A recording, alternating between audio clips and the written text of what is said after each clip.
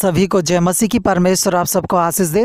मैं विश्वास करता हूँ आप सब लोग अच्छे होंगे। और आज जो विषय पे मैं बात करने वाला हूँ और वो विषय है कि बाइबल को समझने के लिए सबसे आसान तरीका, मतलब बाइबल को कैसे हम समझें।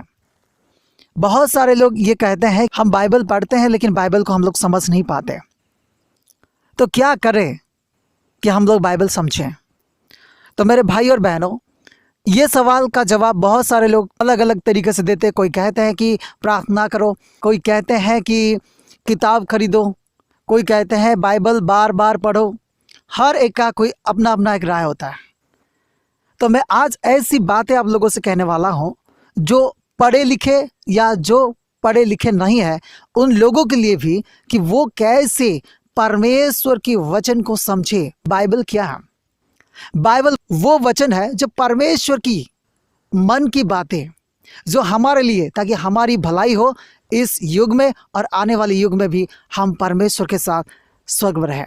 कहने का मतलब है बाइबल हमारे लिए दिया गया है कि हमारी भलाई हो। तो यदि हम बाइबल को नहीं समझ रहे हैं तो हमारी भलाई हम कैसे कर सकते हैं? हम कैसे जानेंगे ये अच्छा या गलत है? इसलिए आज बहुत सारे भाई और बहनों अपने समझ का सहारा लेके अपना जीवन को गुजार रहे हैं। उनको पता नहीं है कि क्या परमेश्वर की नज़र में सही है या क्या गलत। तो मेरे भाई और बहनों, आज मैं आप लोगों से कहने वाला हूं कि बाइबल को समझने के लिए आसान तरीका, बाइबल परमेश्वर के प्रेरणा से रचा गया है। तो अभी हम समझ गए कि बाइबल जो लिखा गया है वो परमेश्वर की प्रेरणा से लिखा गया है। तो जो परमेश्वर की प्रेरणा से लिखा गया है और जो परमेश्वर की मन है, और वो परमेश्वर के मन को हम जब तक ना समझे तब तक हम परमेश्वर के उद्देश्य को हम अपने जीवन में समझ नहीं पाते। कभी कभार हम अपने मम्मी पापा से कहते हैं कि मैं ये काम करना चाहता हूँ। वो एक बार दो बार कहते हैं नहीं, ये काम गलत है, ये काम नहीं करना चाहिए, इस जगह आपको नहीं जाना चाहिए, ये चीज़ आपको नहीं खरीदना चाहिए। लेकिन जब हम बार बार कहते हैं तो वो कहते हैं तुम्हारी मर्जी। इसका कहने का मतलब क्या है? यदि हम माँ बाप के मन को जान लेते हैं कि वो चाहते नहीं है, फिर भी उनका जो शब्द है वो कहा गया है कि तेरी मर्जी। इसका मतलब क्या है? इसका मतलब यह है कि वो नहीं चाहते हैं। यदि हम वही चीज़ को कहेंगे मुझे कहीं जाना है और वो कहेंगे तेरी मर्जी, तो इसका मतलब है कि वो भी चाहते हैं कि तू खुश है तो तू जा सकता है। तो मेरे भाई और बहनों, परमेश्वर के वचन को समझना है तो हम परमेश्वर के मन को जानना बहुत ज़रूरी है। परमेश्वर क्या चाहते हैं वो चाहत को जानना जरूरी है। आज बहुत सारे लोग ये समझ लेते हैं कि परमेश्वर के वचन को पढ़ ही लेते और अपने समझ का सहारा लेते हुए परमेश्वर के वचन को वो अनुवाद कर बैठते हैं, और इसलिए बहुत बार वे लोग परमेश्वर के वचन का गलत मतलब निकालते हैं। तो मैं आज आप लोगों से कहना चाहता हूं कि परमेश्वर के वचन को समझने के लिए सबसे आसान तरीका यह है, हम उस सहायक को पाए। यूहन्ना 14:26 में हम लोग देखेंगे कि परंतु सहायक अर्थात पवित्र आत्मा जिसे पिता मेरे नाम से भेजेगा वो तुम्हें सब बातें सिखाएगा, जो कुछ मैंने तुमसे कहा है वो सब तुम्हें स्मरण कराएगा। तो मेरे भाई और बहनों, बाइबल में सब परमेश्वर की इच्छा, योजना, परमेश्वर के चाहत जो हमारे लिए है वही चीज़ लिखा हुआ है। तो परमेश्वर ने हमें समझाने के लिए, हमें सिखाने के लिए एक सहायक भेजा है, और वो सहायक है पवित्र आत्मा।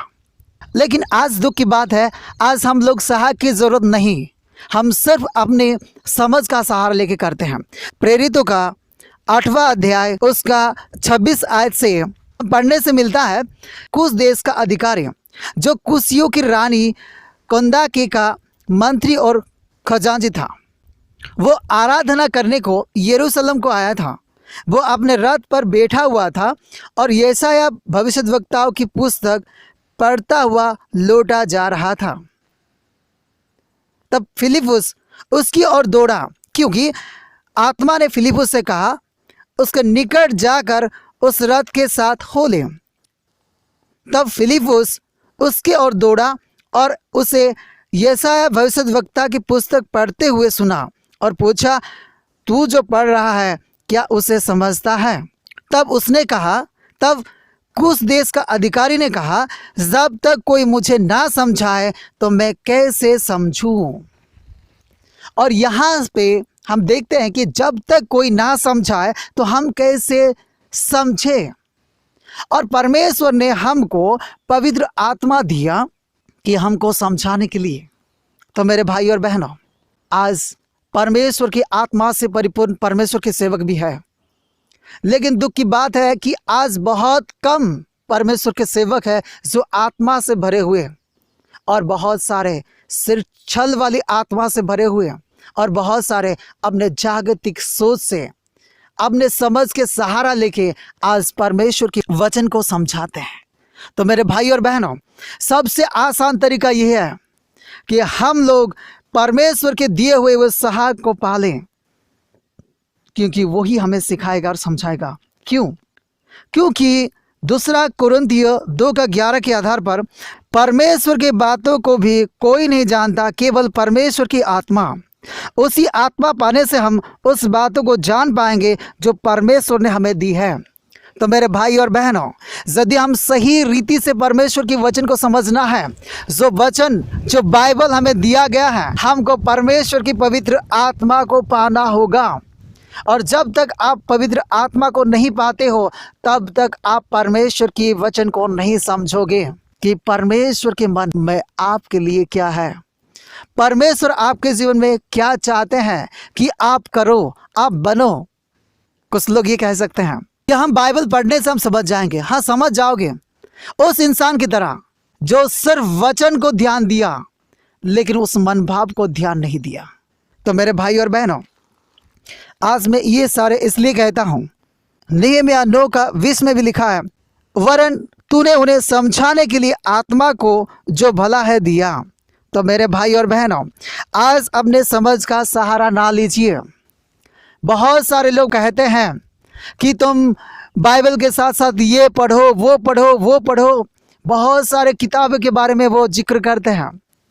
मैं उस किताब को पढ़ने के लिए मना नहीं करता, या मैं उस किताब के खिलाफ नहीं हूँ, लेकिन मैं ये कहता हूँ कि हमेशा हर पल यदि आपको परमेश्वर की इच्छा को जानना है, परमेश्वर की इच्छा के अनुसार अपना जीवन को बिताना है, तो आपको परमेश्वर की इच्छा को समझना होगा। तो इसलिए मेरे भाई और बहनों, आज आपके लिए सबसे आसान तरीका है कि आप परमेश्वर की उस आत्मा को पालो जिस आत्मा को परमेश्वर ने आपके लिए दिया है, ताकि वो तुम्हें समझाए। और यदि आप इसके अलावा आप दूसरा रास्ता पकड़ते हो या दूसरे तरीका से आप परमेश्वर के वचन को समझने के लिए कोशिश करते हो, तो आप धोखे में पड़ोगे। इसलिए आज आप सोचिएगा कि परमेश्वर की आत्मा पाने के लिए क्या करना पड़ता है, कैसे करना पड़ता है, कब करना पड़ता है। और परमेश्वर जिस दिन आपको पवित्र आत्मा देंगे और वो सहायक तुम्हें समझाएगा, तब तुम अच्छे से परमेश्वर के वचन को समझ पाओगे और अपना जीवन बदलोगे। और परमेश्वर की उद्देश्य जो आपके जीवन में है कि आप उसकी महिमा करो, और वो महिमा उसकी बातों को मान के आप कर सकते हो। तो मेरे भाई और बहनों, आज से आत्मा के संगति में रहने की कोशिश करें। यदि आप आत्मा नहीं पाए हो तो आत्मा पाने के लिए कोशिश करें, और इसके लिए परमेश्वर के वचन से ढूंढे, परमेश्वर से प्रार्थना करें कि क्या करने से पवित्र आत्मा मिलता है, और उस आत्मा को पाइए और आत्मा की संगति में रहिए, और परमेश्वर हर बातों का समझ आपको देंगे। तब आप परमेश्वर की पवित्र वचन को अच्छे रीति से समझ पाओगे जो तुम्हारे लिए है। परमेश्वर इस वचन से आपको आशीष दे। आमीन।